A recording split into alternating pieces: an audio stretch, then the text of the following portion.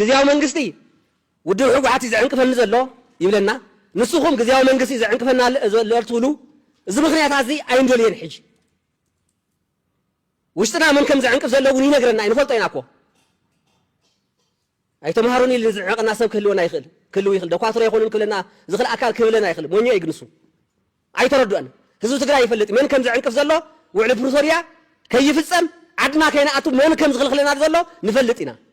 ላፈለጥና ግን ተዓጊስና ኢና ትዕግስና ሕዚ ተወዲኡ እዚኣ ክትፈልጡልና ንኸደልና ከመይ ንኸድ ከምታ ዓንተው ዝተነገረ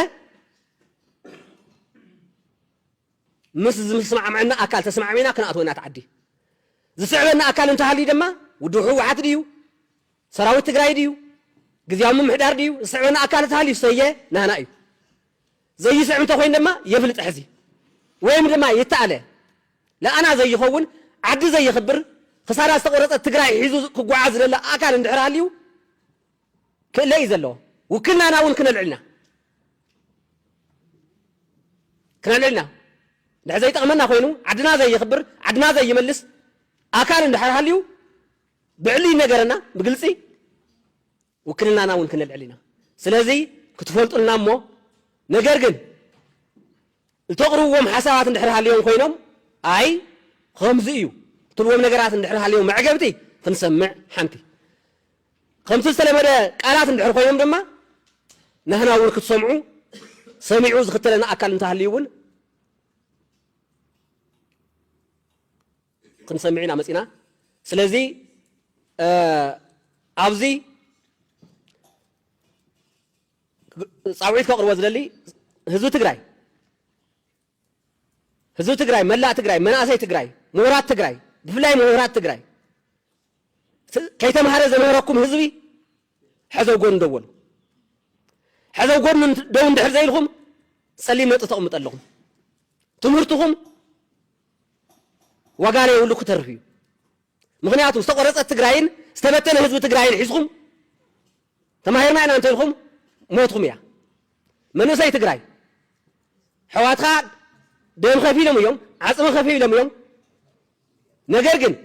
ምልእቲ ትግራይ የኮንትን ዘላ ምልእቲ ትግራይ ክትኸውን ሕዚ ዕርፍኻ ፅኒዕኻ ክትቃለስ ኣለካ ካብዚ ናይ ፌስቡክ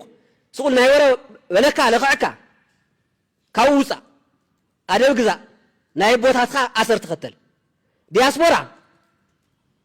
ንብዙሕ ዓመታት ኣገልጊልኩም ኢልኩም ንሓሙሽተ ዓመት ዝኣክል ህዝቢ ትግራይ ከይባታተን ህዝቢ ትግራይ ይመውተሎ ኢልኩም ድምፂ ኮይንኩም ኢኹም ነገር ግን ሕዚ ናይ ምፍላይ መልክዕ ተርኢ ኣለኹም ናብ ሓደ መፂኹም ርዱእና ንመውት ኢና ዘለና ሓዙ ትማሊ ብፀላኢ ለሙዓንቲ ብናህና ባዕልና ዝመረፅናዮም ኣካላት ንመውት ኣለና ሕዚ ምስ ፀላኢ ኣይነመርርን ዋላ ከም ዘለዎ ኮይኑ ነገር ግን ብናይ ባዕልና ሰባት ሕዚ ንመውት ኣለና ሕዚ እስኹም ምፍልላይኹም ግን ዝገደደ እዩ ዝኸውን ዘሎ እሞ ናብሁኖ ተመሊስኩም ከምታ ናይ ትማሊ ቆሪርና በረድ ኮይንና ከይበልኩም ኣብ ጎኒ ህዝቢ ትግራይን ኣብ ጎኒ ተመዛበልቲ ናይ ምዕራብ ትግራይን ክትስለፉ ንፅውዕ ሰራዊት ትግራይ ዝከኣለካ ኩሉ ጌርካ ኢኻ ነገር ግን ሕዚ እንታ ዓድኻ